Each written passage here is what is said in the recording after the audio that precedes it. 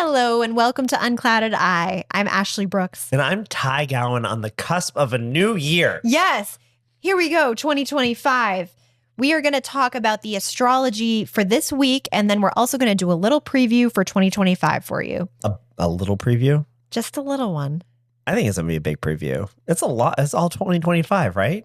Not all of it, just the highlights. That's a big preview. I had to cut it down, Ty. But people who aren't listening to this podcast aren't getting any preview at all. So it's something. You're really giving people who listen to Unclouded Eye an edge that your friends may or may not have. Yeah. See, just think about that. I'm looking on the upside for 2025. We got to. Someone's got to.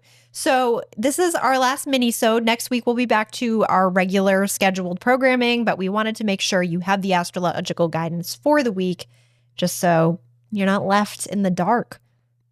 Right. Right? Yeah. I mean, so your eye isn't clouded. That's right. To see with eyes unclouded, Princess Mononoke. Yes. You blew my mind when you told me that. You should watch Princess Mononoke if you haven't seen it yet. It's one of my favorite movies of all time, and it's where Unclouded Eye gets his name. So it's one of your favorite movies of all time. Is it your favorite Ghibli movie? Yes. Okay, wow. 100%. Cool. No, I love that. Yeah. What's yours? Castle in the Sky is my favorite. I like that one's beautiful. There's also one that my friends gave to me after my grandmother passed away, and I'd never heard of it before, and it broke me. And it's so beautiful, and I watch it at least once a year now. What is it? Have you ever watched When Marnie Was There? No. You really should. Like, just get in a really good spot sometime. Where you're ready to cry? It's a good cry. Okay. It's probably one of the best unknown Ghibli movies out there. It's phenomenal. Nice. I think you in particular would really get a lot out of it. Okay, cool. Mm-hmm. I mean, I haven't seen a bad Ghibli movie. No, I mean, I have. This is Porco Rosso. Oh. Yeah, it's not my favorite. It's not. It's a pig pilot. It should be fun, but it just wasn't. It doesn't hit. It was a bummer of a pig pilot. What do you feel? How do you feel about The Cat Returns? I watched that with Nick, producer Nick. Yeah. He loves cats, and I loved it for him. I loved every minute of it, but I totally get why someone wouldn't. I feel like I had a conversation with somebody who found it terrifying because like the girl was like slowly turning into a cat when she was. I don't like that. Yeah. Mm-hmm. She was like about to marry the cat prince and was like turning into a cat, but I loved it. I don't love it so much, but you know what? Oh, there's another one out there. It's like Princess Kaguya. Have you watched that one? It's about a Japanese folklore about a woman who's born from the moon, I think. Ooh. And it's really well done, but it's very accurate to the Japanese folklore. And it's brutal. Okay. Yeah. So there's another one. Yeah. Okay, great. So, yeah. And Grave of the Fireflies. Oh. That's another one that I will never watch again. Extremely important, relevant film, but it follows like two children who lost their parents after the bombing of Hiroshima. Oh my gosh. That's another brutal one. Yeah. Oh, so but the good ones, right? Yeah. Let's talk about My Neighbor Totoro. Also very sad in places, but that's fine. It's got a cat bus. Yeah. Okay. Sorry for the tangent. That was the Cosmic Chit Chat. We're still doing Cosmic Chit Chat. And yeah, if you haven't seen any Studio Ghibli movies, what's your favorite Studio Ghibli movie and why? What's your favorite? Okay. So this week, on Monday the 30th, we have our new moon in Capricorn happening at 5:26 p.m. Eastern Time. The sun and moon are conjunct in Capricorn.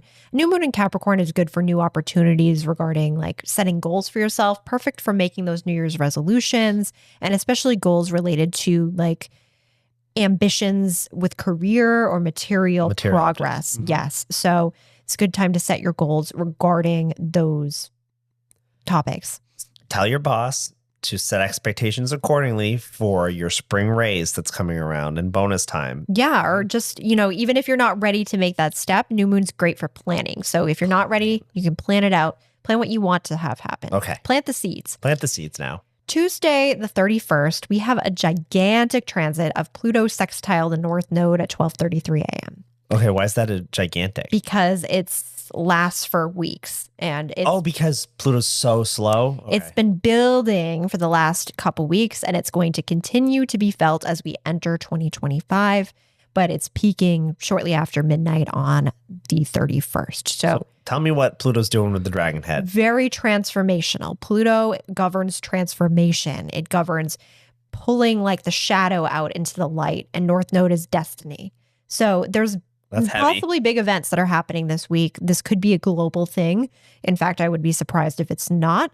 We might be seeing like some hidden secrets coming to light, especially like globally. Okay. This could be a good thing. It's a sextile, so it's gentle at least. At least like it might be intense, but it's way better than like Pluto square North Node or something. Okay. So it does seem as though these insights could lead to better opportunities or better understanding. So you might notice this in your own life. You might some information might get revealed, which will help you to make a more informed decision going into 2025. Okay, that's heavy. Same day, though, Mercury is trining Chiron at 2:41 a.m. So that's helping us to communicate more directly, talk about our feelings, and have some healing come about through conversation. What time of day was that? 2:41 a.m. That means get to sleep, everyone. You could be riding a centaur tonight in your dreams. Wow. Well, transiting while you're dreaming. We talked about it on the Patreon, right? Yeah. Mm-hmm. And yeah, so take a nap if you're on the other side of the world and ride a centaur. Ride a centaur. I will take that dream. Although, do you think like you'd have to ask for consent with a centaur? Absolutely. Yeah, you can't just ride a centaur. You're not going to ride a centaur without consent. Yeah. No, I mean, I'm not coming at Chiron without total consent. do you put a saddle on a centaur? No, you ride bareback. Is it English style. Is it shirtless? If you want it to be. It's getting weird. Okay. My Chiron's shirtless. All right. I would never clothe a Chiron. Are you kidding me? That's a beautiful creature. Yeah, just let the fur and hair out. Okay. I'm also shirtless. All right. Thursday the 2nd, Venus is entering Pisces at 10:24 p.m. Eastern time. This is our big major transit to start the year. So Venus moves into Pisces, is going to be there till February 4th. And Venus in Pisces is gentle, it's dreamy, it's ethereal, great for imagination. So really good for like getting really imaginative in your creativity and kind of pushing the boundaries of like channeling information, channeling things into your creative works. So you might be able to come up with some really special things during this time. It's also very romantic, gentle, and all about kind of like seeing the best in other people. I love that. Yeah. Good start to the year. I believe your Venus is in Pisces, actually. Is it? Yeah, I think so. I'd have to believe you on that. You'll have your Venus return during that time. Love a good Venus return, everyone. Yeah. It's helpful. It brings about good relationship stuff and good creative opportunities. Okay, Friday the 3rd, Mars is opposing Pluto again. So if you remember, it's been doing this dance for about a month now, and it's going to continue for the next few months. So Mars opposite Pluto, this is an ongoing transit because Mars is retrograde, because Pluto is newly in Aquarius, and it's happening at 2:21 a.m. So this is coming around again. Mars opposite Pluto is this big theme of like overcoming like power and authority. There could be some aggression coming up. We might be feeling some frustrations around power, around wanting to transform power. And it's going to happen again, right? Until April, it's going to be in and out. My gosh. This is the dance macabre. Yeah. Mm-hmm. Yeah. So this could be coming up like globally, or you might be noticing it in your life. You might be dealing with some kind of like force of power that you're trying to get ahead of. Always though, right? Yeah, right. Fight capitalism. I love it. I love that energy.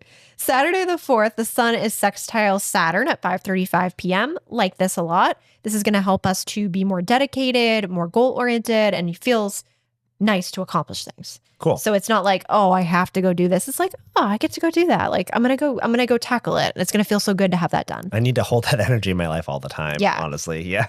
Sunday the 5th, we have Mars trining the North Node at 1:20 a.m. Eastern time. This is really good for helping us to get in touch with our bodies, to really notice like what feels good. You might be making some strides in health, and you could be like called to notice something in your physical body that could be helpful. So like, for instance, my back has been hurting, but I just realized it's because of this chair I've been using. So I'm going to get a new chair. Good. And then that problem. So we're making progress. Yeah, you're making progress, and it's helping you to kind of move into newer energy regarding like the physical body, and also like assertion, like standing up for what you want as well. It's nice when Mars is on your side. Mars is so helpful when it's on your side. When it's working against you, it's the worst. What a bitch. Yeah. Yeah. Okay. So let's talk a little bit about 2025. This is a really, really broad preview just because there's a lot going on. So I'm just focusing on the biggest events. I'm pumped. I'm about to learn about some really cool solar things happening, right? Yep. So January 11th, the nodes of the moon are changing signs. So the North Node is moving from Aries into Pisces. And what's interesting is the nodes move backwards. So they move from Aries to Pisces. Oh, why? Because it's not a planet, it's an orbital axis. You are upsetting everything you taught me in 2024. We're moving on the other area of the chart. Look at this. That doesn't even make sense. I'm just realizing this. Yeah, why are the we got Aries, September, August Pisces? Etsy, what did you do to me, and why has this been up for months and I didn't even notice that? I think I noticed that once, but at least the signs are in order, but the months are not. Oh my gosh. Okay. Yeah. So yeah, all the planets move from sign to sign in, chronological order, unless they're retrograding, but the nodes are in retrograde. So that's just how they move. They're not planets. The nodes are in retrograde? Yes. What in the Apollo 13 is happening up there? The nodes, so... Yeah, you're going to have to take a pause on this one. Sorry, everybody. To get into this, we're going to have to talk about like the orbital axis of the moon and the Earth. So, I have time.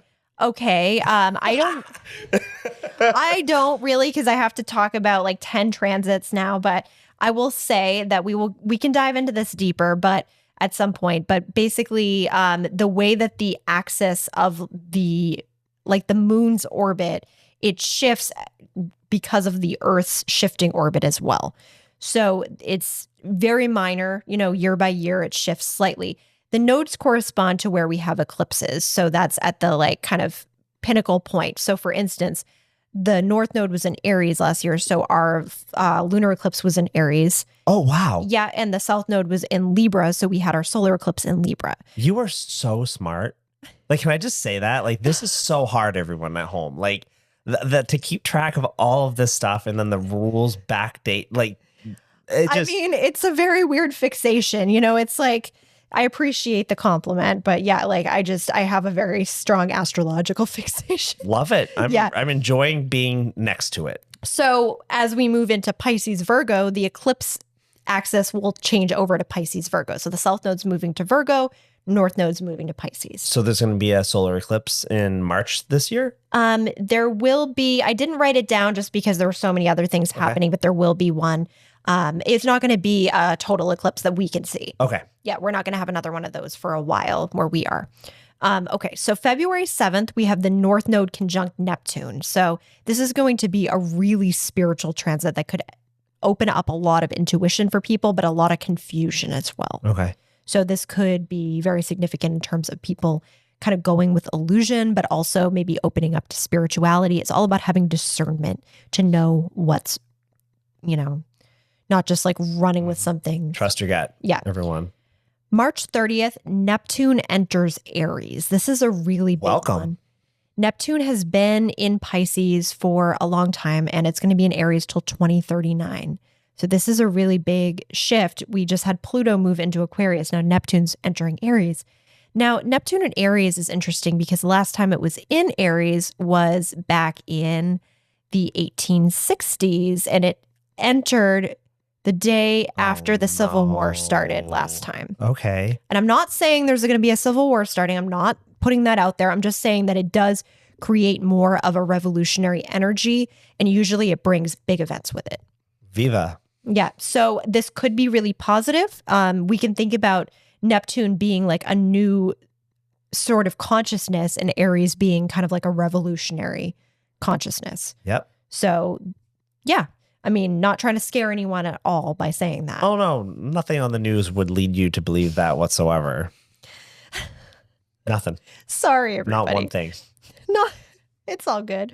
May 1st, Uranus is sextile the North Node. So this is a big year. The dragon's head is getting around. There's a very pivotal energy happening this year. We have a lot of planets that have been in the same sign for like a decade plus that are changing signs this year. So this particular transit can bring some shakeups in terms of destiny. It can bring some surprises, but not necessarily unpleasant. It's a sextile. So it might be surprises that lead to positive change. Okay.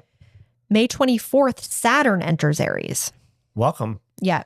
Saturn in Aries can help us to be more forthcoming, to be more willing to take risks. But she's an irritant too, right? Saturn? Saturn is, can be, because Saturn's considered like in traditional astrology, it's a malefic planet. So it can bring misfortune. But I mean, Saturn being in Aries is neutral. Like that, I mean, I think we don't want to give Saturn a broad stroke either. She's a multifaceted girl. Let me pull something up real quick. I've got a document about like planetary strength. Yeah, so Saturn's technically in its fall in Aries. So yeah, it's not like at its strongest. And this could be good because it could allow for more, I'm going to still call it neutral because in its fall, it can't function in terms of like full Saturnian power. So full Saturnian power might look like a lot of planning, a lot of control, a lot of responsibility. It's a little more chaotic than that. Okay. Because Aries doesn't want to be controlled. Aries doesn't want all of this planned out. It's more impulsive and action oriented. So think about Saturn in that place. It's a little all over the place. It might be hard to discern, but Saturn will retrograde back into Pisces before the year's over. She's going to dip in for a little bit. Well, Saturn, welcome to your autumn in Aries. Yep. June 9th, Jupiter enters Cancer. So Jupiter in Cancer is really wonderful for emotions, for families, for feeling positivity in regards to our relationships, and also entering more into a positive relationship with your intuition. Okay. So I like Jupiter in Cancer. I think this is a positive transit. July 7th, Uranus moves into Gemini. And Uranus in Gemini is very tech heavy. And Pluto in Aquarius is also very technological. So we're going to see a lot of tech advances happening. Uranus and Gemini could create some shifts in terms of how we communicate. There might be some new technology that comes about, like as far as communication goes. Like there could be some leap in, like smartphones or the way that Skynet. the way that we communicate. Like for instance, back in like the early 2000s, we all used to use instant messenger. Nobody really does that anymore. There might be some like new thing that's like the way that everyone communicates coming in. If it could be like any more intrusive, I don't know what we could do to make messaging more intrusive. If it's like in your brain, you're like seeing it in your eyes. On your eye. Yeah. I was just about to say that. Yeah. Okay. That's weird that we both said that. It's coming this July. Your eye is clouded. Will help. August. Nice job. That was a good pull. August 28th, Uranus is sextile Neptune. This is bringing about a lot of shifts in terms of spirituality. It can also help us to up our compassion levels for other people and to pick up on other people's energy easier. Cool. September 1st, Saturn retrogrades back into Pisces. So we have more of a focus on like the subconscious, recurring dreams. Remember that was going on like earlier in the fall, recurring dreams and themes that are more like subconscious. She tried us out. She's like, not right. I'm not quite ready. I'll be back later. And October 22nd, Neptune retrogrades back into Pisces as well. Oh, okay. So we have both tried us out. Yeah. So they came into Aries for a little while, and then we're going to get to finish out the Piscean kind of energy. So there could be some more like by the fall in the Northern Hemisphere, there's going to be more of an energy on like placed around emotions and intuition. There might be more feeling coming up, whereas Aries is more action oriented. So the earlier part of the year, like spring, summer, that's more like action and change and revolution. And then it kind of becomes a little more reflective. And so it's going to be like, here we go. What did we do? Type of energy. Yeah, it could be. And then there's reflection on that. Yep. And maybe by the time those go back into Aries solidly in 2026, there will be more of a plan. Like, an Aries plan. An Aries plan could be like a loose outline, and that's still going to be better than like having nothing. We need to get stuff done. So we need to get Aries together with the Capricorns and really plan for the future. Yes. Yeah. The cardinal signs are going to be pivotal. The cardinal signs have been a little weakened by Pluto in Capricorn. So now that it's in Aquarius, I think the cardinal signs are going to be a little more powered up. I'll take it. Yeah. You've been dealing with that. Pluto's been squaring you. I've felt diminished this past age of Aquarius. Yeah. Or age of Capricorn. Yeah. You know, it's gonna oppose me next because it's an Aquarius. It's gonna oppose Leo. I don't wish that on you. Well, you can help me get through it. You've been through something similar. Okay, I will. I will. Right. Mm-hmm. All right, my friends. Yeah, so 2025 is a big one. This is considered a very pivotal year for a lot of astrologers. Have been seeing this. You know, there's no year around it. 2020 was like also pretty intense, but this is one of the like biggest years of the decade. So. Yep, just throwing that out there. There's going to be a lot of change. It doesn't mean it has to be negative. Maybe it'll lead to positive things. Like, I've got to believe that, right? We got to be the change we wish to see in the world. More unprecedented times ahead. Yeah. Much love to you all. Happy New Year. And may your new year be full of blessings and positive change. Yep.